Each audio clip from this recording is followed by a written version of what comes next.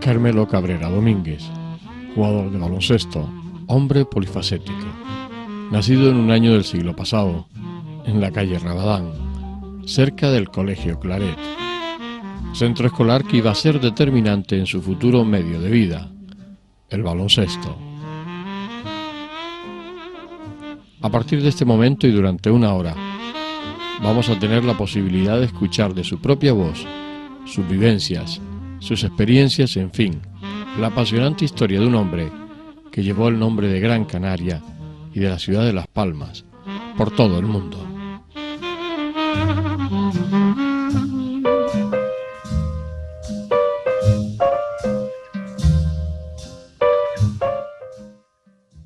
Carmelo, ¿cómo fue tu infancia? ¿Cómo eras tú de pequeño? ¿Cómo se desenvolvía aquella época, que eran los años, estamos hablando de los años 60, finales de los 50, ¿cómo era aquella vida? Pues yo tengo un recuerdo muy gratificante, ¿no? Porque era una infancia muy tranquila, donde no habían todas esas maquinitas que hay hoy en día, sino que tenías que usar bastante el ingenio, tu creatividad. Si querías hacer un juguete, pues te lo tenías que fabricar tú mismo. Sobre todo porque había mucha tranquilidad. En Las Palmas de los años 50 y 60 no había tanto tráfico. Yo tuve la suerte de nacer al lado del Colegio Claret, en la calle Rabadán, y tenía un patio magnífico. Y ahí pues empecé a desarrollarme, empecé a crecer, a practicar deporte. Primero fútbol, en ese campo de fútbol que había pequeño, que no tenía las medidas reglamentarias, y luego en el campo de baloncesto. Pero siempre bajo la vigilancia de mi madre, porque se asomaba a la azotea y siempre me podía observar, me podía vigilar, y sabía que estaba muy tranquilo y haciendo lo que más me gustaba, que era practicar deporte con todos mis amigos y compañeros del colegio. Los juegos, principalmente cuando tenías 6, 7, 8 años, eran siempre en el deporte. ¿O se les ocurría otra cosa en aquella época? Teníamos que usar esa... inventiva. Sí, esa imaginación, ¿no? Y yo siempre he dicho que cuando tienes un mínimo de inteligencia, pues tienes capacidad para inventar, ¿no? Capacidad para crear, para tener ese ingenio y poder hacer algún juguete pequeño. Yo recuerdo los primeros, era un equipo de chapas que tenían todos mis amigos, y además todos representativos de todos los equipos de fútbol, el Atlético Bilbao, el Barcelona, el Real Madrid, la Unión Deportiva Las Palmas, porque estaba en esa época, era de los mejores equipos. Y luego también pues la clásica patineta, un carretón, una pelota de trapos hechas de calcetines viejos para jugar al pelotazo, jugar al escondite, jugar y hacer deporte y jugar con niños de tu propia edad, sobre todo desarrollándote en ese tipo de actividades. Creo que fue muy bonita, una infancia muy bonita, muy tranquila, y donde empezabas a tener esa creatividad, porque no te daban las cosas hechas hoy en día como a los niños. Tanto ordenador, maquinita, la PlayStation, todas las maquinitas estas electrónicas con los ordenadores y los juegos de Flippy. Yo creo que era diferente, pero muy bonita. ¿Cómo eran las Navidades? ¿Cómo sentía un niño de aquella época las Navidades? Yo recuerdo también una gran ilusión por las fiestas navideñas, sobre todo cuando vives en un entorno muy cristiano, muy católico. Primero con el Belén, afortunadamente con las vacaciones de Navidad, y luego con el Día de Reyes. Y para mí siempre ha sido las Navidades algo muy significativo, y fundamentalmente el Día de Reyes. Yo nací un Día de Reyes, y para mí era una fiesta doble, primero por mi cumpleaños, y segundo porque siempre venían sus majestades a dejarnos ahí pues un detalle, unos juguetes. La verdad que tampoco había mucha abundancia en esa época, no solo por parte de mi familia, sino de todos los compañeros, porque no habían tampoco esas posibilidades que hay hoy en día. O sea que no era tampoco el cuarto lleno de juguetes. No, pero también yo creo que es positivo esa enseñanza, ese mensaje, porque no te da esa sensación de derroche, de despilfarro, de dilapidar y de no hacer valer las cosas como tienen que ser, ¿no? Los juguetes hoy en día a los niños se los dan de forma indiscriminada. Aquellos eran juguetes con cuentagotas y te tenía que durar prácticamente hasta los siguientes reyes. Que eso era difícil, porque era un juguete en el que prácticamente te duraba pues una semana para que pudieses comprar otro, pero cuando no habían posibilidades tenías que ingeniártelas de alguna manera para que pudieses compartir con otros compañeros. Yo recuerdo que de pequeño no tenía bicicleta, pero sí que tenía muchos tebeos, muchos cuentos, muchos cromos, muchas estampas, y eso lo podíamos intercambiar. Era como el auténtico trueque. Déjame tú la bicicleta y tú te sientas aquí a leer El Capitán Trueno, Goliat, aquellos tebeos fantásticos, ¿no?, de la época. Luego apareció ya más tarde el Mortadelo y Filemón, etcétera. Pero era muy bonito el poder tener ese compañerismo con los vecinos, el estar jugando en la calle, porque el tráfico así te lo permitía. Pasaba cada 10 minutos o cada 15 minutos un coche.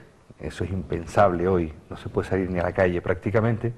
Pero de la infancia yo tengo unos recuerdos muy, muy bonitos, aparte de estar ahí, tanto con mi familia como con todos los compañeros del colegio, puesto que yo no tenía ni que desplazarme al tener casi dentro de mi casa el propio colegio. ¿Cómo veía un niño de 8 o 9 años en la ciudad de Las Palmas en aquella época? ¿Cómo la veía? Yo la verdad es que tampoco me desplazaba por todos los barrios, ¿no? Sí, porque eso de ir al campo, bueno, al campo, a lo mejor ir a las canteras era como media excursión, ¿no? Bueno, yo recuerdo a mis tíos vivían en la calzada de Antafira y era una auténtica excursión. Ya no te digo al aeropuerto si tenías que ir por Telde. Y tengo que confesar, o a Maspalomas, que hasta los 15 años no fui. Había ido a la playa del Inglés con una excursión del colegio y eso era una auténtica excursión. Eran 14 o 15 guaguas y yo creo que teníamos que tardar horas en llegar y horas en volver. Lo menos que estábamos en la playa, ¿no? Porque se nos pasaba el día con esas carreteras que habían antes, tanto la ida como la vuelta.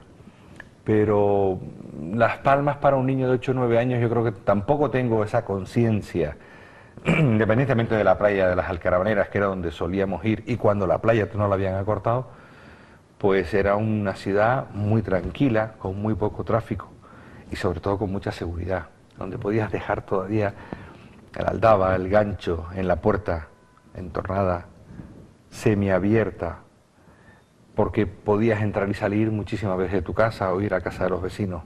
Hoy en día también eso es impensable con el tema de la seguridad, el tema de la limpieza, y donde también se vivía no tenías mucho poder adquisitivo, pero de una forma muy tranquila. Y eso fue lo mejor que tengo y el mejor recuerdo de esos años, con 8 o 10 años. Llega el momento del colegio, llega el momento de que el colegio Clarés, bueno, pues lo tenías al lado, era lógicamente tu colegio. Es decir, yo me imagino que no te iban a poner en otro, sino el que estaba al lado de tu casa, ¿no? Por supuesto, y aparte... Por la cercanía, ¿no? Claro, y aparte con los curas del colegio pues teníamos... Buena relación de vecinos, ¿no? Muy buena, muy buena. Tanto es así que yo tenía hasta una llave del patio del colegio, para cuando estuviese cerrado poder ir a practicar deporte. Era como mi propio gimnasio. Y eso fue una gran ventaja, porque tenía también luego la llave de los balones y podíamos ir allí siempre con muchísimo esmero, muchísimo cuidado y muchísimo respeto a todos los vecinos que estaban ahí, que pues sus paredes y la de las habitaciones y los dormitorios daban al patio. Y cuando le dabas el balón en la pared, pues algún vecino salía a la azotea y decía, vea que estamos durmiendo la siesta. Claro, pues había que tener mucho respeto. Y también porque los tableros estaban colgados en las paredes, no tenían ese soporte metálico, sino que estaban colgados en la pared y cada vez que impactaba el balón, pues yo me podía imaginar, ¿no?, lo que podrían sufrir también esos vecinos de que los niños estuviesen todo el día ahí con la pelotita. ¿Cómo eras de estudiante? ¿Eras bueno? ¿Eras malo? ¿Eras difícil? ¿Eras No, un niño tranquilo? Yo era muy tranquilo, quizás no fui un estudiante muy brillante, pero también tengo que decir que no me voy a echar la culpa a mí, la voy a echar al sistema, muchas veces, al sistema pedagógico. O sea, esto de la inteligencia emocional, hay muchos profesores que no saben comunicar, que no saben enseñar, saben mucho para ellos, pero eso pasa en todos los órdenes de la vida. Y a mí me ocurrió con muchos profesores. Aquel eslogan que decía, la letra con sangre entra. Y recuerdo que si no te sabías el nombre de un hueso, venía el profesor y con la cabeza anatómica del fémur, el hueso más grande, te daban en la cabeza, como un coscorrón. O sea, son sistemas antipedagógicos. O sea, la didáctica, que a mí me ha encantado luego porque me dedicaba a enseñar baloncesto, hay que tener mucha paciencia, hay que tener mucha dedicación y mucho cariño. Y habían profesores que eso les faltaba. Entonces, puedes llegar a tener hasta un fracaso escolar. Y si me están escuchando muchos profesores, el otro día leí una revista de una norteamericana que es la que tiene el coeficiente intelectual más alto del mundo. Ella se prestaba en clase también para decir a los profesores, si quiere le echo una mano, porque usted no está hablando el mismo lenguaje, usted no conecta con el sujeto. Sin embargo, si yo se lo explico a los alumnos, como pensamos lo mismo, estamos en la misma frecuencia y tenemos el mismo lenguaje, seguro que me van a entender mejor. Y le sirvió de una gran ayuda para muchos profesores. Y eso para mí ha sido también muy gratificante, poderlo leer años más tarde y saber que si no fui un estudiante muy brillante, quizás no solo fue por mi culpa, también sería por mi culpa, una parte, pero otra gran parte importante sería la de los profesores. El baloncesto aparece por ahí, ese deporte que al final pues iba a ser tu medio de vida, aparece en la cancha en ese patio del Colegio Claret. Empezaste jugando fútbol, pero te empezó a gustar el baloncesto. ¿Le viste como más gracia eso de meter la pelotita? Yo empecé jugando al fútbol, pero luego tuve problemas con los tobillos, me daban muchas patadas y tenía muchas lesiones. Pero luego pude comprobar que había otro deporte muy importante que nadie jugaba prácticamente y le denominaban el baloncesto es un deporte de niñas porque no permite el contacto. Yo solo me puedo remitir a la NBA o cualquier campeonato de Europa. No, sí, con los pibos no hay contacto, saltan chispas. Pero después del fútbol yo sentí la llamada del baloncesto y en el año 63-64 se inauguraba oficialmente un deporte como el baloncesto, pero para niños, que era el minibásquet. Y ahí estaba yo inscrito el primero. Tanto es así que llegué a ser luego el primer jugador salido del minibásquet que llegaba a vestir la camiseta nacional, ser internacional.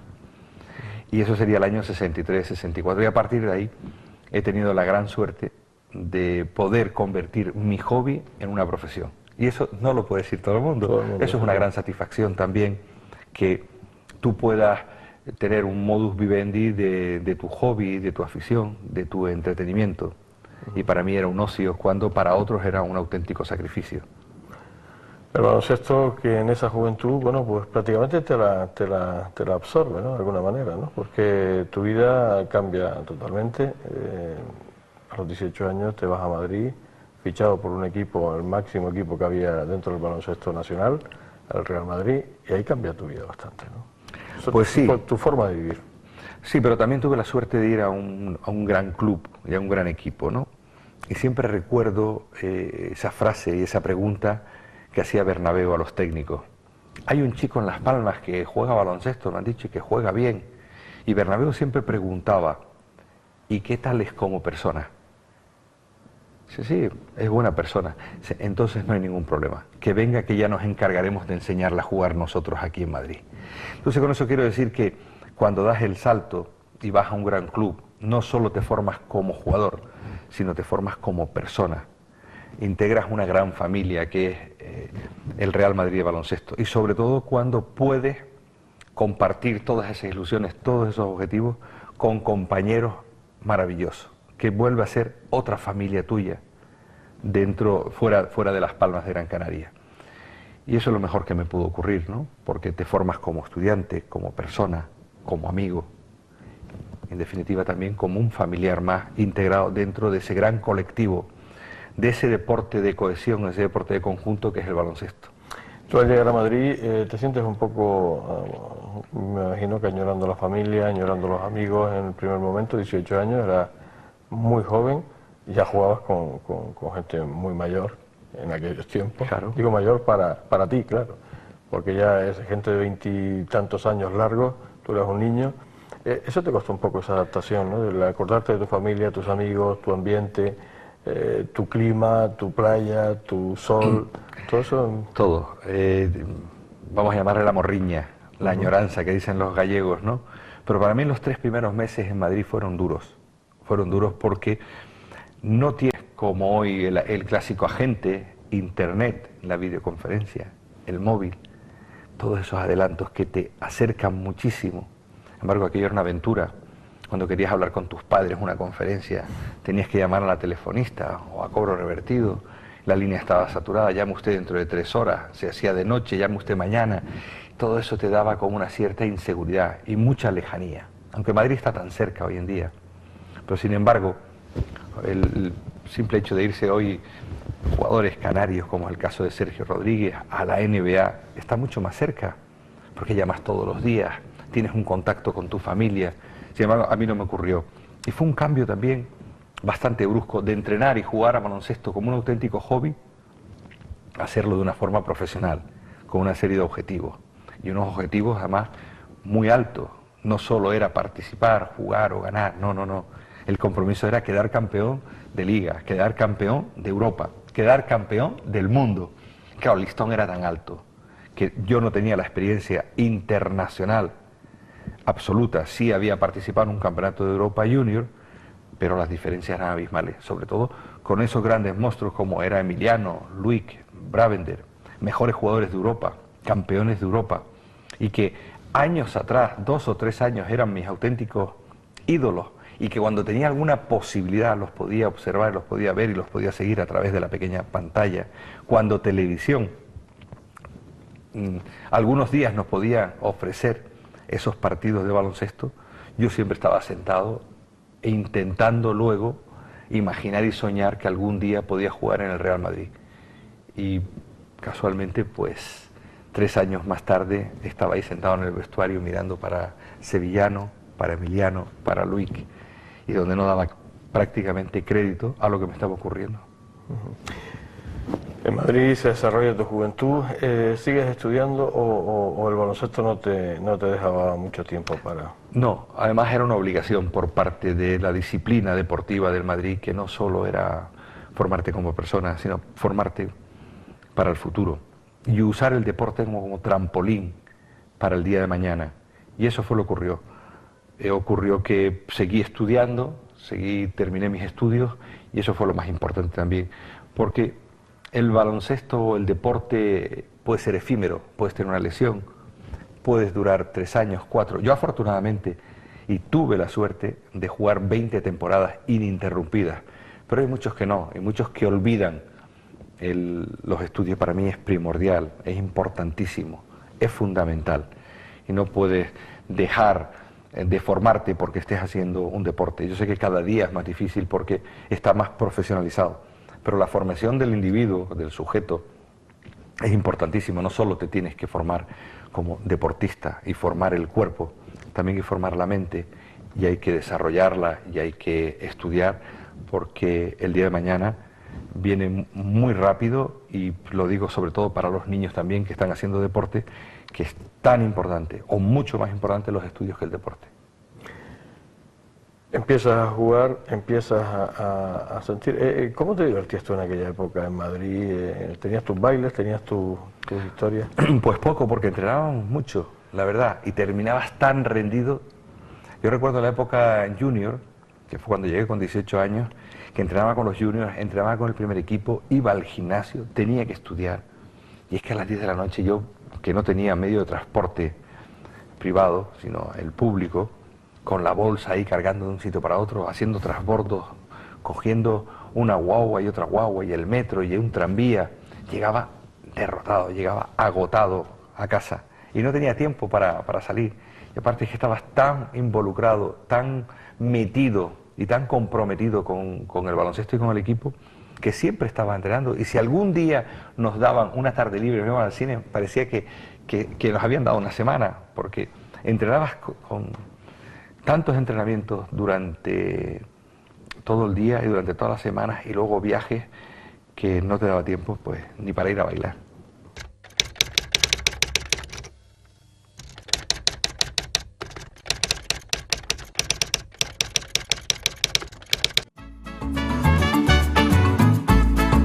El ahorrador de electricidad Estaminal es el único aparato en el mercado que reduce el consumo de electricidad tras haberse instalado en miles de hogares en Canarias.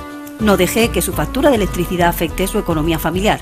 El ahorrador Estaminal le garantiza una reducción de un 10 hasta un 35% de su recibo de luz. Estaminal no necesita ninguna instalación especial, es autoinstalable y no consume electricidad. Diga basta al excesivo consumo de electricidad y llámenos al 928-481-249. Reduzca hasta un 35% de su factura de electricidad. Estaminal, su seguro de ahorro.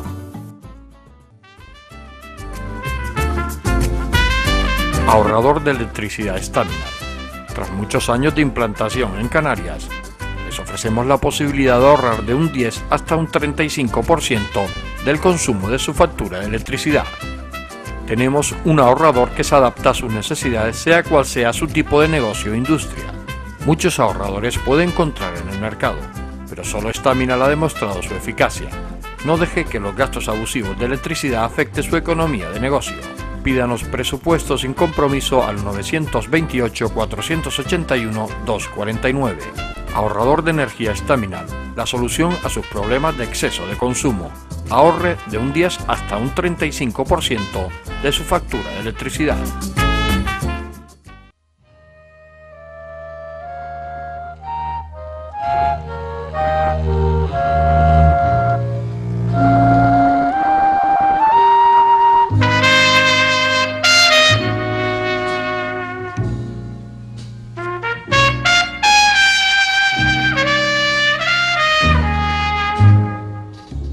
Va transcurriendo la conversación. Poco a poco Carmelo me va introduciendo en sus vivencias, en su interior. La vehemencia con que nos cuenta paso a paso el transcurrir de su vida, transitando con la mejor predisposición de ayudar y asistir al que se lo solicita, solo hace confirmar la admiración que quien les habla siente hacia el personaje. Hay una buena química entre él y el resto de la sociedad, lo que le ha permitido deambular ambos juntos, cogidos de la mano. Carmelo, Madrid, años ya empieza tu vida normal, va transcurriendo tu juventud. En Madrid, tus éxitos, selección española, campeonatos de Europa. Te casas muy joven, ¿no? Sí, yo llegué a Madrid a los 18 años y después de estar 7 temporadas, pues era aconsejable también, si tenías novia, ¿no?, casarte. Y la gente se casaba mucho más joven. Parecía que era como que el deportista iba a estar mucho más disciplinado, estaba más organizado, estaba más tranquilo y quería crear una familia. Y a los 25 años me casé. Tuve un hijo que también afortunadamente siguió los pasos de su padre. No es en ese nivel, pero sí que también es un gran amante del baloncesto. Y eso pues, fue con 25 años. Ya con 26 años fui padre y siguió transcurriendo todos los años en el Real Madrid hasta los 29, después de haber jugado todas las competiciones europeas. El tema del Madrid, porque además yo creo que fue media leyenda, porque ahí hubo un desacuerdo por años de renovación, ¿no? El que te fueras, tú querías más de un año y el Madrid te ofrecía un año, ¿no? Sí, algo de eso fue, ¿no? Sí, yo quería más seguridad, ¿no? Máxime porque llevaba ahí pues 11 años militando en el Real Madrid. Era el equipo que no conocía a otro, no había estado en ningún otro club, de élite me refiero. Y entonces yo quería seguir, fundamentalmente porque estaba mi familia ahí en Madrid, porque yo quería seguir jugando en el Real Madrid, el equipo de toda mi vida, porque estaban mis compañeros y porque era el equipo donde se podía haber conseguido todos esos triunfos, a la vez de haberlo estado compaginando con la selección española. Pero claro, el Madrid solo no me ofrecía esa garantía, esa seguridad, sino un año. Y cuando el Valladolid por lo menos me ofrecían 2 años, y era como la antesala de Madrid, Valladolid estaba muy próximo, muy cercano, llegué a un acuerdo con su presidente, Gonzalo, y me fui a Valladolid. Ahí estuve 2 años y luego ya me volví a Canarias, concretamente a Tenerife, a La Laguna. Y habían pasado esos 2 años magníficos también, con muy buena clasificación, con muy buenos amigos y también con muy buenos vinos, hay que decirlo, de la Ribera del Duero, que siempre tengo un magnífico recuerdo. Y casualmente y paradójicamente había hecho la mili yo en Valladolid con 20 años. En ese transcurso, después de llegar de Las Palmas, a los 20 años voy a hacer el periodo de instrucción en el Pinar de Antequera, en Valladolid. Y también guardo un recuerdo magnífico de la ciudad pucelana. Llegas a Tenerife, bueno, tú ya llegas sin mujer, ya en Sí. su momento decides vivir solo. Y llegas a Tenerife y hay un equipo de baloncesto ahí que está militando en la División de Honor y ahí sigues jugando pues unos cuantos años, ¿no? Pues sí, 7 años concretamente. Ahí tuvimos un altibajo alguno, porque descendimos a lo que era la primera vez. Pero llegamos a formar también un bloque muy sólido. Y parecía que era como la sucursal, en parte, de Real Madrid.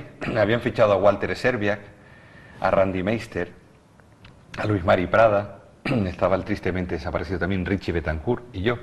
5 jugadores que habíamos militado.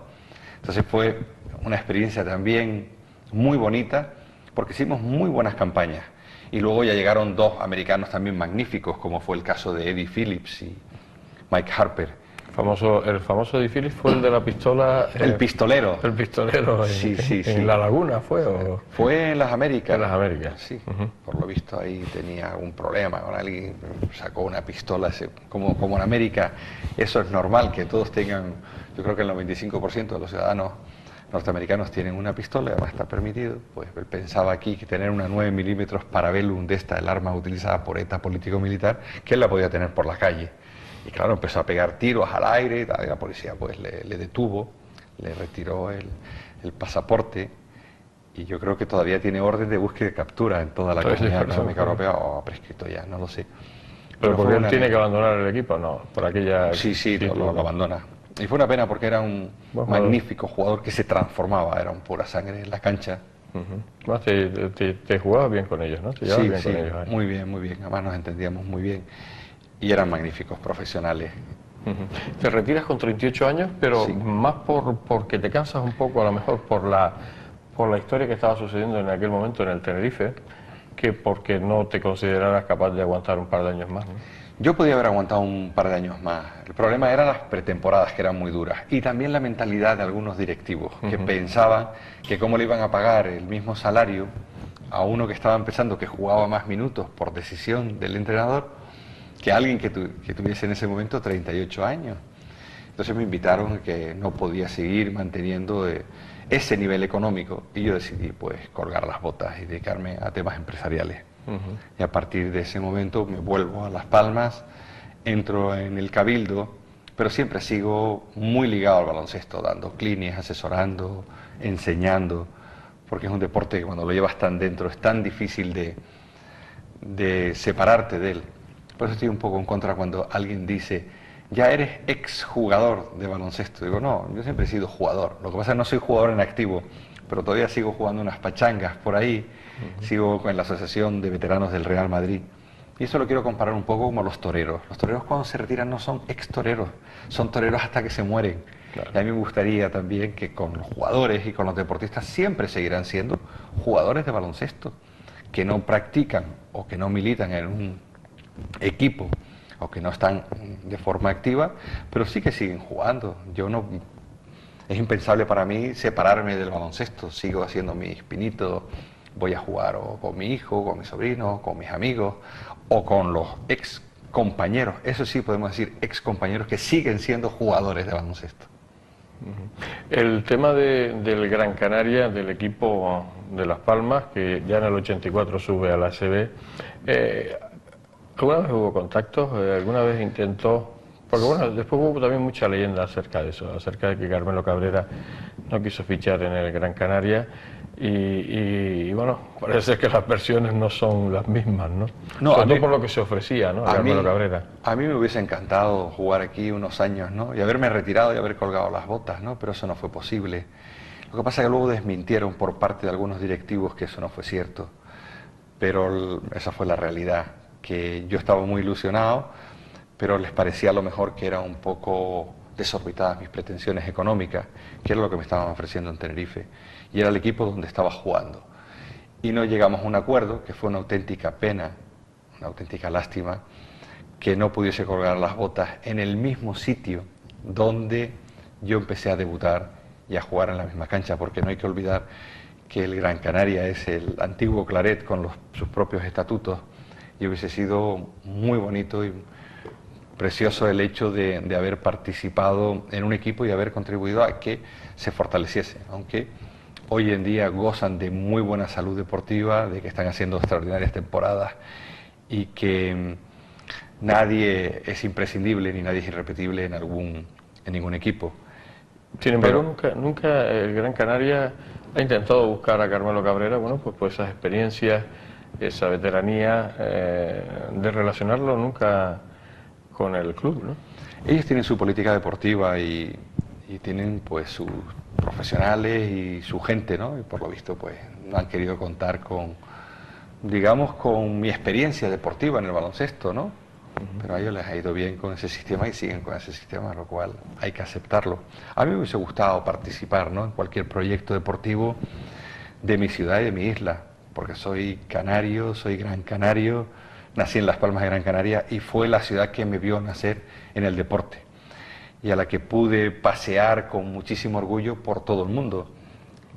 Yo me consideraba como el embajador del baloncesto, ¿no?, en todo el mundo cuando estaba en el Real Madrid, porque tenía la suerte en la selección española de que siempre un gran canario estuviese defendiendo los colores tanto del Madrid como de la selección, y un gran canario de Las Palmas de Gran Canaria que estuviese en cualquier sitio del mundo, en China, en Rusia, en América o en cualquier sitio, y eso lo llevé con muchísimo orgullo. Toda esa vida en el baloncesto, todos esos viajes, todas esas vivencias, no, me imagino que no lo cambiarías por nada, ¿no? No, siempre a lo mejor por una vida tranquila aquí en Las Palmas, tu vida fuera del baloncesto, haciendo una vida tranquila y normal. No, tenía mucha chispa, tenía un muy buen sabor. Si yo, la pregunta esa que te hacen, ¿y si volvieses a nacer, qué volverías a hacer, no? Si tuviese esa posibilidad, jugador de baloncesto otra vez. No lo cambiaría por nada del mundo. Eso me ha dado muchísimas satisfacciones, me ha dado muchísima cultura, muchísimos amigos, muchísimo conocimiento, experiencia y sobre todo saber vivir en grupo, el conocer una auténtica familia, además de las grandes alegrías, de los triunfos, algún fracaso que otro también, pero eso te aprende a ser mucho más fuerte, a saber levantarte y a saber afrontar esa nueva victoria que viene con el resto de tus compañeros, luchar por un mismo objetivo, tener la misma meta. Y eso solo lo puedes conseguir con un deporte tan bonito como el baloncesto, un deporte de conjunto, de bloque, de asociación, de equipo. Y ese equipo es lo que me quedo al final de toda esa reflexión, porque no fue algo circunstancial, algo pasajero, no. Seguimos teniendo el mismo equipo 40 años más tarde, donde nos reunimos todas las semanas, aunque yo no tengo esa posibilidad por la separación geográfica, ¿no?, y la distancia que hay con Madrid, pero sí que a todos los eventos internacionales y a casi todos los partidos. La semana pasada, concretamente, estuve en el 25 aniversario de la ACB, con todos mis compañeros otra vez, que venía Walter Serbia de Estados Unidos, Wayne Bravender, Clifford Luick, Romay, Paniagua, Rullán, Luis Prada, todos, Vicente Ramos, Corbalán, no me puedo dejar a ninguno, porque todos fueron tan importantes y yo creo que todos nos ayudamos tanto como una auténtica familia. Dinero no se ganó mucho, ¿no? Tuvimos una compensación económica, eso es verdad. No las cantidades de hoy. No, eso son astronómicas. Yo creo que con lo que pudiese ganar en una sola temporada hubiese cubierto todas las 20 que yo jugué, ¿no? Fue una pena, pero yo me alegro por los que están ganando hoy tanto dinero, porque para que ellos estén disfrutando de esas condiciones económicas hoy en día, alguien tuvo que poner ese granito de arena, esa primera piedra, para que puedan ellos estar donde está. Y donde está el baloncesto nacional también. No es producto de la casualidad, es producto de una buena dirección, de unos buenos directivos, buenos entrenadores, de una buena materia prima, de un buen colectivo, pero también fundamentalmente de alguien que estuvo trabajando años atrás, todos mis compañeros, todos esos equipos, todas esas selecciones, para poder llegar a las cotas más altas del baloncesto mundial, como esa medalla de oro en Japón, o este reciente subcampeonato de segundo puesto en Madrid. Tenemos selección para años, tenemos otro magnífico bloque. Hay que han demostrado que parece que son unos amigos que se han reunido para jugar a baloncesto y donde dejan el lucimiento personal en beneficio de ese colectivo y de ese nombre y de ese equipo que es el equipo nacional. ¿Se arrepiente de algo que hizo en aquella época, en toda esa época del baloncesto, personal o deportivamente, o se quedó con algo por hacer? No me puedo arrepentir de nada. Sí, lo único que me puedo arrepentir es que me retiré muy joven, con 38 años después de 20 temporadas, cuando me hubiese gustado alargarlo más, ¿no? Porque creo que tenía cuerda para rato, por lo menos para jugar un par de años más. Pero no me tengo que arrepentir de nada porque todo fue, si hago un balance, todo fue positivo. Hubo alguna derrota, algún sinsabor, alguna amargura, pero el 90 y tantos largos % fue muy gratificante y ha compensado todo esa trayectoria. Volvería a estar otra vez en el deporte, volvería a estar de forma activa, pero nunca lo he dejado, porque en algunas ocasiones he ocupado un puesto directivo, de entrenador, de director de campus, de clínicas, o asesorando deportivamente, o compartiendo a cualquier pachanga con niños, con niñas, o dedicándome al proselitismo deportivo, que hay que hacer deporte desde la infancia para poder construir el cuerpo y la mente. He estado muy ligado y creo que es fundamental, y que se le debería dar más importancia al deporte. No solo a los estudios, que antes decía que es primordial, pero hay que construir el cuerpo y la mente. Y sobre todo en edades de desarrollo, como en edades de infantiles, juveniles, es importante el deporte que sea, no solo el baloncesto, puede ser fútbol, natación, deportes al aire libre, deportes complementarios, deportes alternativos, deportes, que el que sea, pero hay que hacer un deporte. Al final regresa a Las Palmas, se dedica un poco a todo, ¿no? Sí, porque tiene sus iniciativas empresariales, iniciativas deportivas también, lógicamente, y empieza a hacer otro tipo de vida aquí. Pues sí, me he dedicado de una forma polivalente, ¿no? Y polifacético. Al llegar aquí a Las Palmas, lo primero que hago es ocupar un puesto de director general de instalaciones deportivas en el Cabildo. Luego también he dirigido escuelas de baloncesto en Gáldar. He estado trabajando como delegado en una constructora. He hecho un sinfín de cosas, pero siempre por inquietudes, porque no me gusta estarme encasillado en un sitio y siempre hacer algo de forma sistemática. No, me gusta la creatividad, me gusta cambiar, no me gusta aburrirme, no soy una persona que se queda en un sitio solo.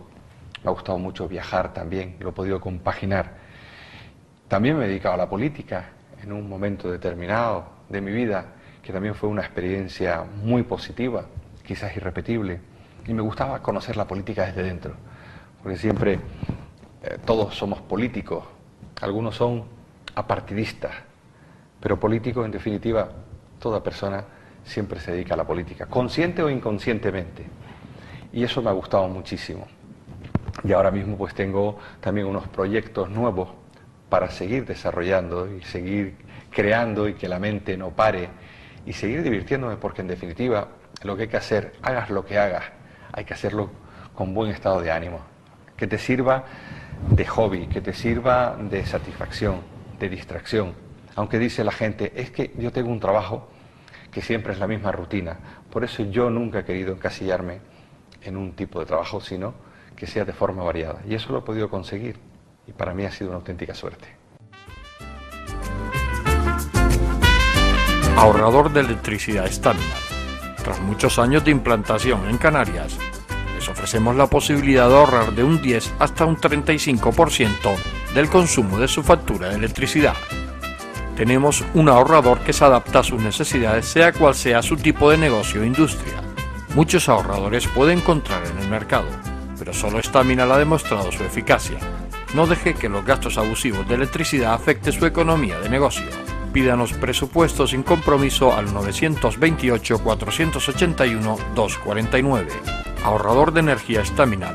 la solución a sus problemas de exceso de consumo. Ahorre de un 10 hasta un 35% de su factura de electricidad.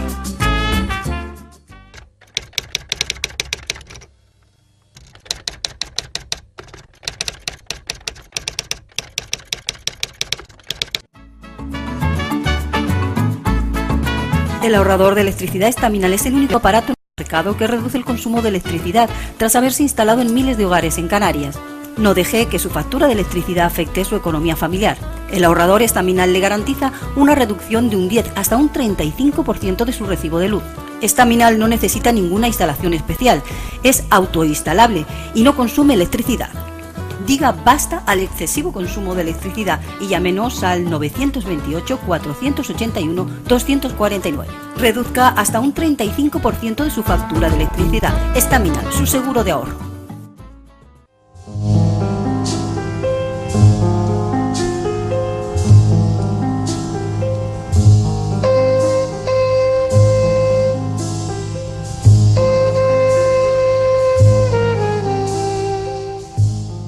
Recuerdo ver a Carmelo en mi juventud en la televisión, haciendo de verdadero mago con el balón, emocionándome con sus triunfos. Era mi ídolo y quería parecerme a él, en el modesto baloncesto que yo practicaba en aquella época. Nunca me pasó por la cabeza que algún día lo conocería y que pasaría a integrar su círculo de amistades y lo que son las vueltas de la vida. Hoy estoy frente a frente, escuchándolo, viviendo su historia junto a él.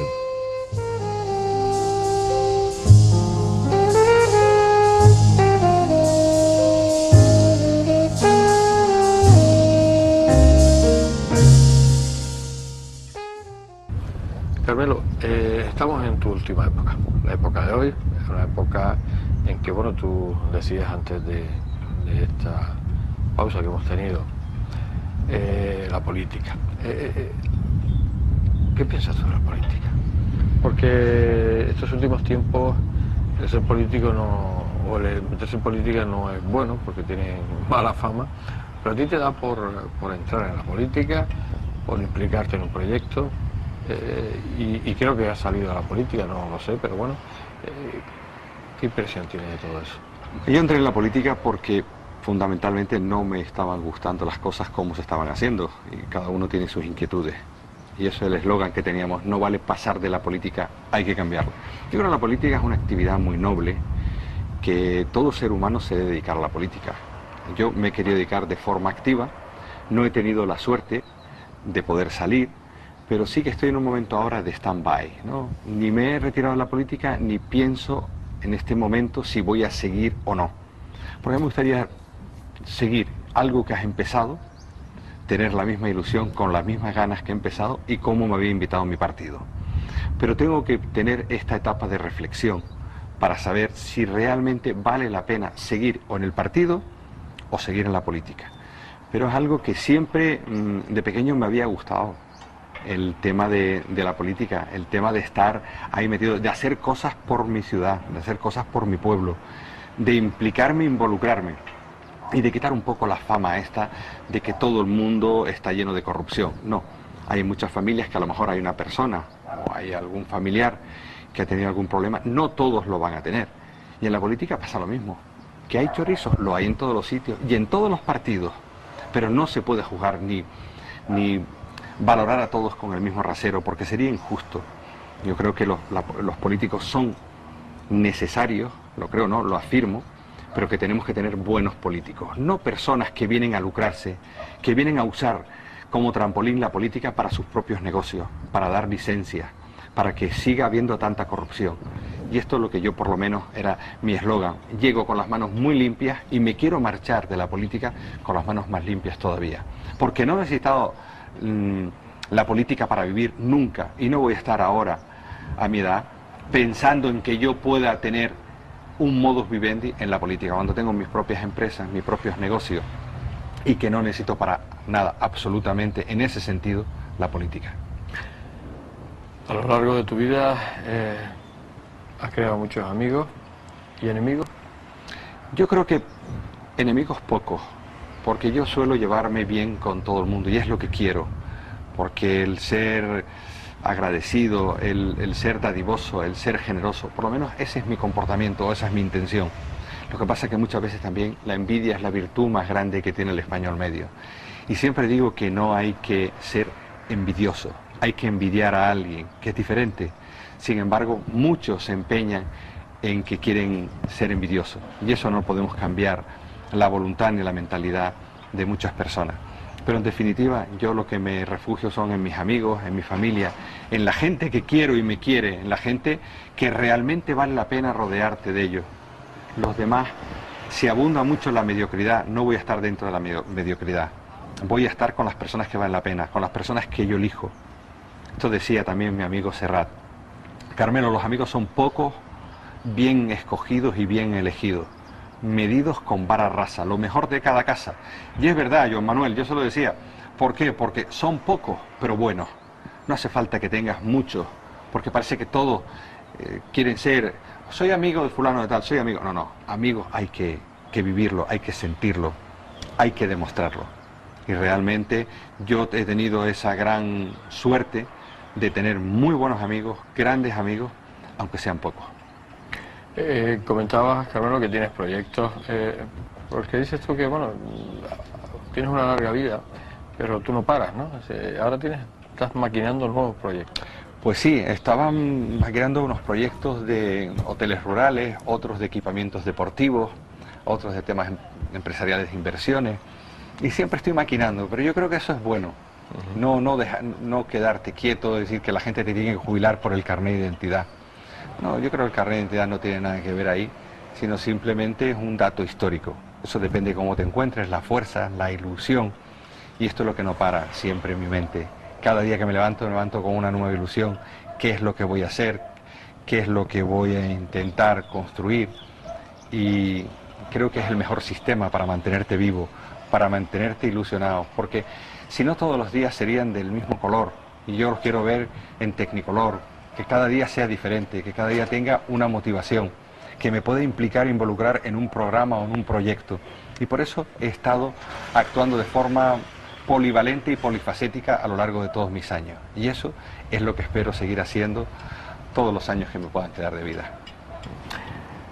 Decía, a lo largo de toda esa vida has conocido mucha gente, ¿no? Has conocido mucha gente de la política, gente famosa, ¿no? ¿Alguno te ha llamado la atención? ¿Alguien te ha marcado en ese conocer a esa persona? ¿Alguien te ha llamado la atención? Me pueden llamar la atención a alguien por su bondad, por su generosidad, por ser buena persona. Sí, a mí alguien que, por ejemplo, que tenga dinero, que tenga mucho dinero, que sea famoso, nunca me ha llamado la atención nada, sinceramente. Ahora, cuando tiene muy buenos sentimientos, cuando es una gran persona, cuando te puede ayudar, te puede tender la mano a los demás, cuando está ahí siempre, esa persona sí vale la pena fijarse en ella. Vale la pena porque es una gran persona. A mí el hecho que alguien sea más famoso, que salga más en televisión o que milite en equipos importantes, que tenga más dinero, que tenga más signos externos, a mí sinceramente no me dice absolutamente nada. Pero sí me puede llamar la atención esas personas. Y son los valores que realmente tienen mis amigos. Esa bondad, esa humanidad y ese compañerismo que pueden compartir con todos. Con eso me quedo. O sea que el famoso lo dejas en otro lado, ¿no? Famoso ese que está ahí, que como no demuestra esas cualidades, me parece que no... No, pero aunque seas político, que parece que tienes el poder y que las cosas se compran, o sea, no se compran con dinero, se compran con el poder, y el poder parece que te hace mucho más grande, hasta el abuso de poder que muchos suelen tener. A mí no me llama la atención en absoluto nada de esto. ¿Eres religioso? Soy agnóstico. ¿Qué piensas de la religión, de todo esto que mueve, de todo lo que se está moviendo el mundo a través de la religión o a través de esas ideas religiosas? Yo he sido religioso en una etapa de mi vida, sobre todo porque me formaron en un colegio de curas, ¿no? Pero no tiene nada que ver el sistema de la religión, cómo está montado, con tus creencias religiosas. Son dos aspectos diferentes. O sea, soy cristiano católico, pero evidentemente por el agua del bautismo. Pero soy agnóstico porque no sé ni no tengo la capacidad para poder aseverar o negar algo de la existencia, porque no está algo demostrado. Entonces solo lo puedes basar en la fe. Y la fe es creer en algo que tú no ves. Entonces estamos en lo mismo como la pescadilla que se muerde la cola. ¿Realmente crees en la existencia de algo, de un ser supremo? No lo crees. Yo no estoy en posición. Ahora, por supuesto, para mí Jesucristo fue una figura impresionante que nos ha marcado a todos, que deberíamos imitarle, pero la figura de Jesucristo, no lo que han montado luego a través de esa figura de Jesucristo. Entonces yo creo que hay un mercantilismo importante, como hay que pagar impuestos, hay que pagar las dádivas, hay que pagar los diezmos, hay que pagar todo a la iglesia, y yo creo que en eso es en lo que puedo estar en contra, en el sistema.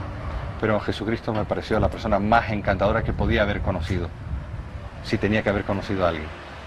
Aún dentro de mi agnosticismo, pero en la figura de Jesucristo tengo que reconocer que soy un gran admirador de él. Canarias significa mucho para ti, Gran Canaria. ¿Tú verías a Canarias algún día como un país, como se están escuchando a Cataluña, se está escuchando al País Vasco? No, yo quiero mucho a Canarias, primero porque yo me considero canario, español y ciudadano del mundo. Y yo Canarias no lo habría nunca como un país. En ese nacionalismo extremo que muchos quieren llevar, mi partido, que aunque tiene las siglas de CCN, es más un centro canario, con un nacionalismo moderado en el cual puede participar cualquier persona que tenga nuestras ideas y que defienda Canarias. No solo tienen que ser un coto cerrado para los que hemos nacido aquí o los que hayan nacido en Tafira o en Telde o tal. No, no, no, no. Si somos canarios, somos todos canarios, todos unidos y viéndolos desde el aire, sin techo a esas Islas Canarias, como una sola isla, como una sola provincia, como una sola región, evidentemente. Yo no estoy con provincialismo ni con el regionalismo que hay, que si una es mejor, otra peor. No, yo me siento canario muy identificado y encima tengo la suerte de vivir en el sitio que más me gusta del mundo, que es Las Palmas de Gran Canaria. ¿Cómo le gustaría a Carmelo Cabrera que fuera recordado a través de los tiempos? Pues simplemente si fue una buena persona, como una buena persona. Porque eso es lo que puede quedar en la memoria de todos. No que si fue un deportista, si hizo algo por Las Palmas, no. Como una buena persona. Como esa persona que intentó ayudar a todo el mundo, que venía a pedirle ayuda en un momento determinado, sea un consejo, sea tenderle la mano, sea escucharle, que es muy importante muchas veces. Con eso me conformaría. Y yo creo que eso ya sería más que suficiente. ¿Le queda algo por añadir a su vida? ¿Algo por...? Pues estos años venideros que vengan con mucha salud, que siga teniendo la misma fuerza, la misma energía y las mismas ganas con que he vivido estos años anteriores. Eso sería lo más importante. Y teniendo esa fortaleza física y mental es lo que más se le puede pedir a la vida. No hay otra cosa ni otra riqueza más importante que tener esa fortaleza y esa salud, tanto física como mental. Es lo único que le pido a la vida. Creo que a lo mejor le estoy pidiendo demasiado.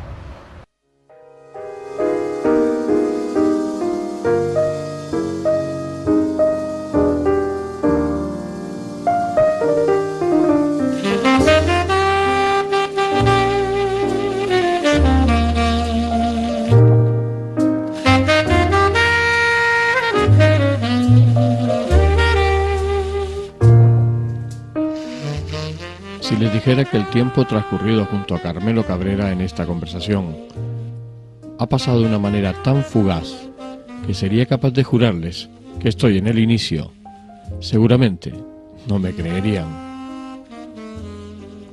Se nos ha terminado el tiempo, nos quedan tantas cosas por oír de mi personaje de hoy.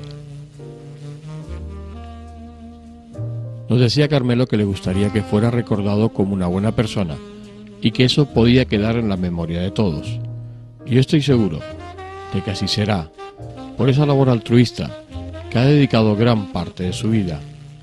Carmelo Cabrera Domínguez, jugador de baloncesto, hombre polifacético.